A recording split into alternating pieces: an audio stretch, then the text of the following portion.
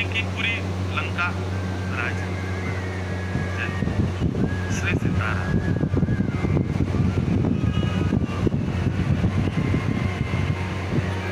वैभव भी है, यश भी है, बुद्धि भी है, विद्वत्ता भी है, बल भी है। रावण के पास क्या कमी है? कोई कमी नहीं है, सब कुछ है रावण के पास।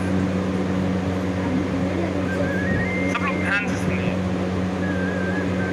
आज इंसान से पूछा जाए कि तुम क्या चाहते हो, तुम्हारे जीवन का उद्देश्य क्या है, तो उद्देश्य सुनकर के आप हैरान हो जाएंगे। सबको क्या चाहिए?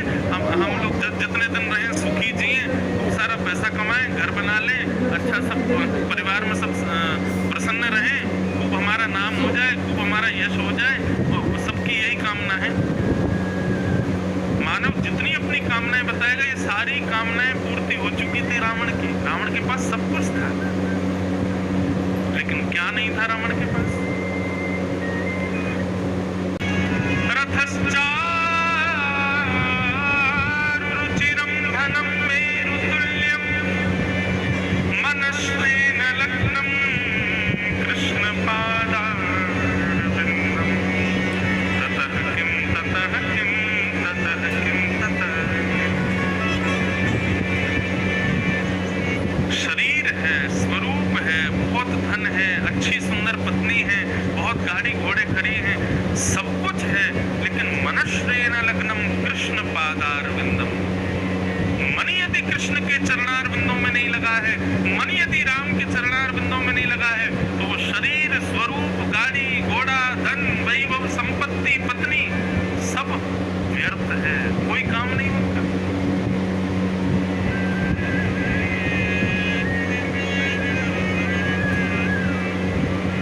सब कुछ ना है, लेकिन हरि चरणों में प्रीति है, तो आप श्रेष्ठ। लेकिन सांसारिक सब सुख है, लेकिन हरि चरणों में रीति नहीं, हरि चरणों में प्रीति नहीं, इसका कोई लाभ आपको नहीं है। भगवत प्रीति होना, भगवत अनुराग होना, ये भी भगवत कृपा है। हमारे आपके कहने सुनने से ये होगा नहीं। इसलिए श्रीमद् भागवत का मुख्य उद्देश्य क्या है? भाई जन्म लिया है तो इस जन्म को व्यर्थ मत गवाओ।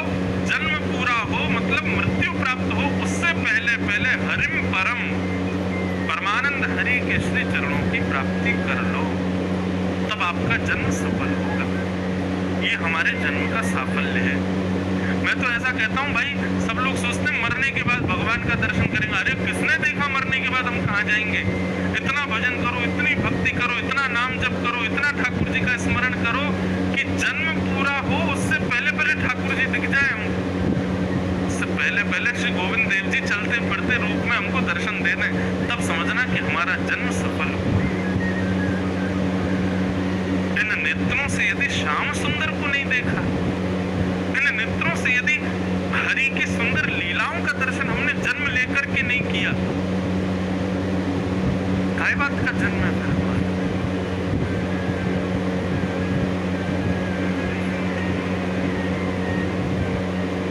श्रीमद् भागवत का मुख्य उद्देश्य यही है, अपने संपूर्ण जन्म में एक बार श्री गोविंद देव जी का प्रत्यक्ष दर्शन करना।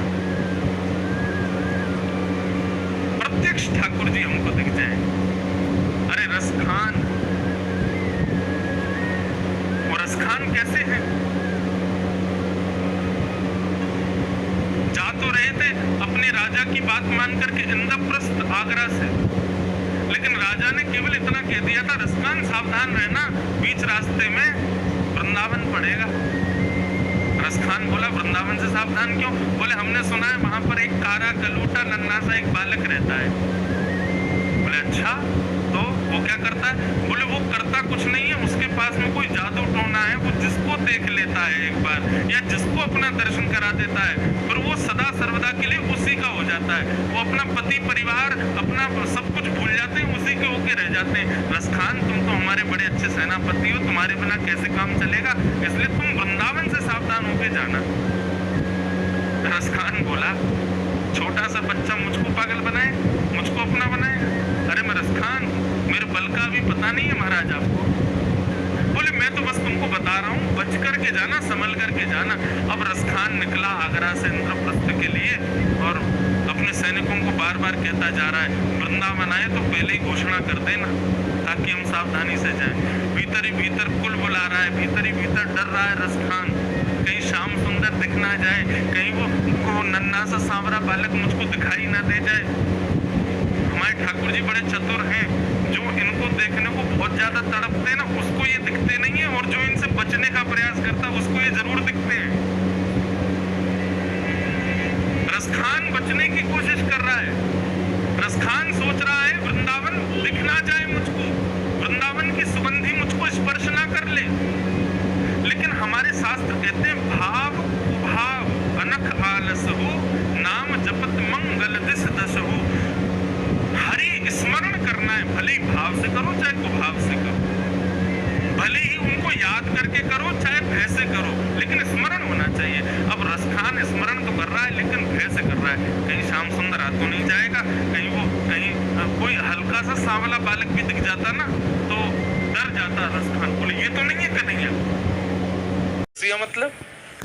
और वहां जाकर के आप उससे वो वस्तु मांगो जो उस पे है ही नहीं। वो धन दे सकता है, उसके पास वही है।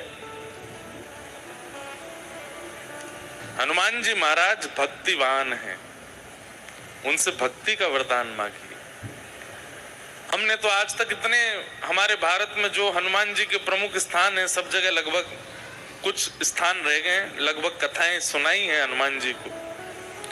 पर आज हम आपको अब एक बात स्पष्ट रूप से कह दें, कथा प्रारंभ होने से कथा विश्राम तक बस ये 4 घंटे छोड़ के बाकी जो भी हम करते हैं वो हम करते हैं, पर ये 4 घंटा कथा में हमारी वाणी से हनुमान जी बुलवाते हैं। हनुमान जी की कृपा है। हमारे गिरधर लाल जी के प्रति हमारा प्रेम, वृंदावन के प्रति हमारा स्नेह, ब्रज के प्रति जो हमारा प्रेम है, इसमें बहुत बड़ी कृपा श्री हनुमान जी की। हमारी पूरी कथा भी हनुमान जी सुनते हैं सामने बैठ के। तो इस कथा का मूल भाव तो श्री हनुमान जी को सुनाना है। अभी मंच संचालन जो कर रहे थे वो बोल रहे थे कि हमारी माता जी का नाम भी नर्मदा है। केवल हमारी माँ नहीं है, पूरे विश्व की माता नर्मदा है। और केवल विश्व की नहीं है, तीनों लोक देवताओं की भी माँ नर्मदा है, उनकी भी वंदनीय है। और मानवों की नहीं, देवताओं की नहीं, पवित्र नदियों की भी माँ नर्मदा है।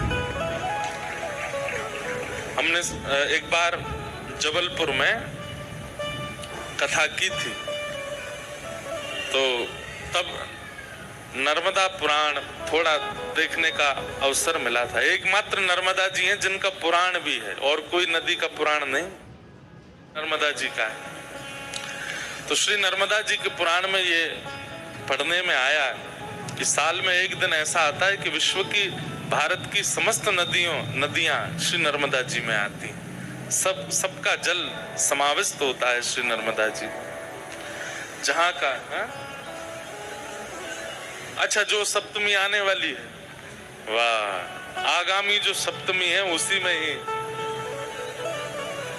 वाह गंगा जी आती है। तो गंगा यानी कि समस्त नदी सब गंगा के रूप में ही आती हैं। आगामी सप्तमी कथा में पड़ेगी अपने। तो ऐसी श्री नर्मदा जी, उन्हें हम बारंबार प्रणाम करते हैं। बहुत सुख मिलता है माँ नर्मदा के तट पर आकर के। पवई धाम हनुमान जी को बारंबार प्रणाम करते हैं, पूज्य महाराज जी को वंदन करते हैं, आप सबको भावपूर्ण प्रणाम करते हैं। और आइए भागवत के प्रथम दिवस के सत्र में हम लोग प्रवेश करते हैं। सच्चिदानंद रूपाय विश्वोत्पत्त्यादि हेतवे तापत्रय विनाशाय श्री कृष्णाय वयं नुमः।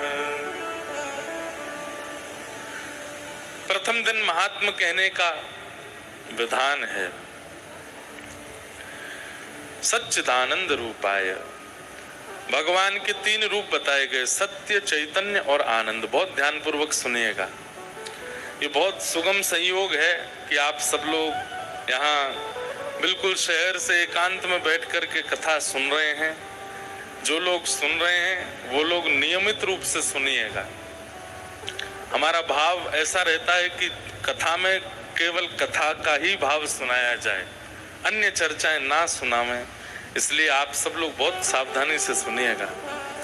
और कथा में हमको दक्षिणा नहीं चाहिए, कथा में हमको आपसे और कुछ नहीं चाहिए, केवल अपनी एकाग्रता हमको दे दीजिएगा।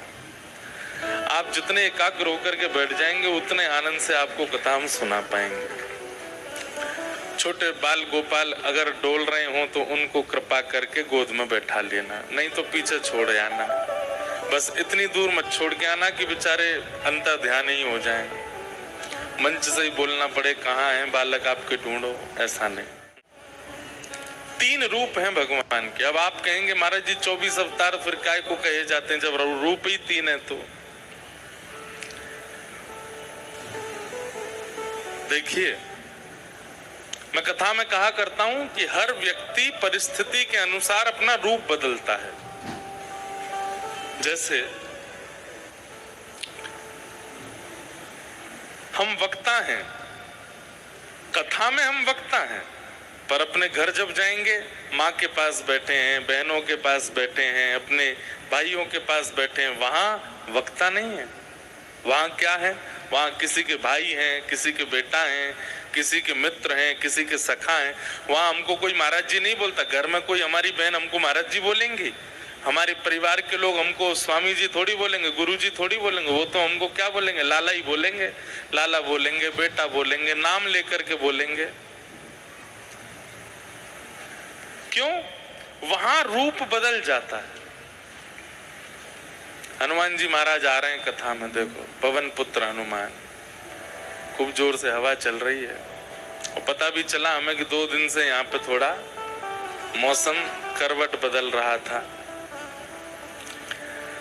सावधानी से बैठिएगा, सब आनंद करेंगे हनुमान जी।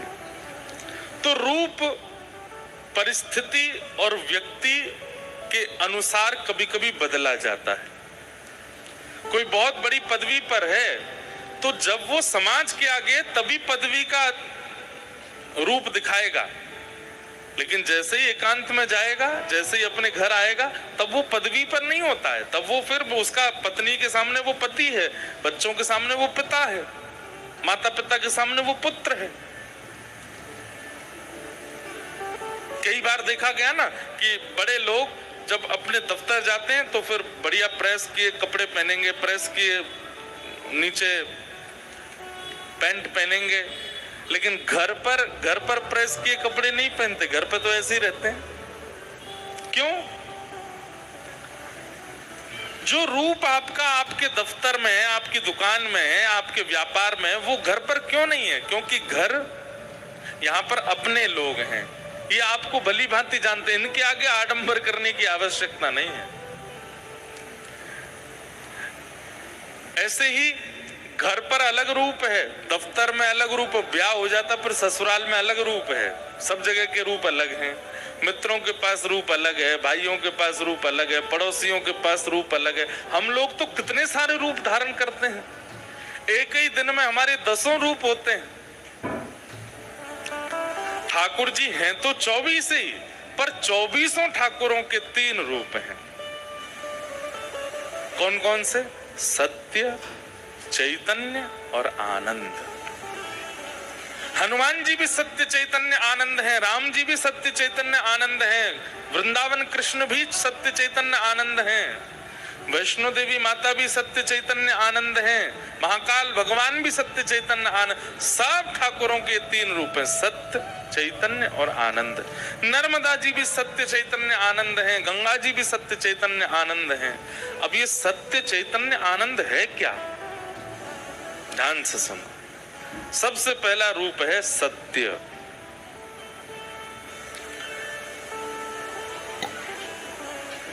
अगर आप हनुमान जी का दर्शन करने जाते हैं और उनके प्रति आपके चित्त में सत्य की भावना नहीं है,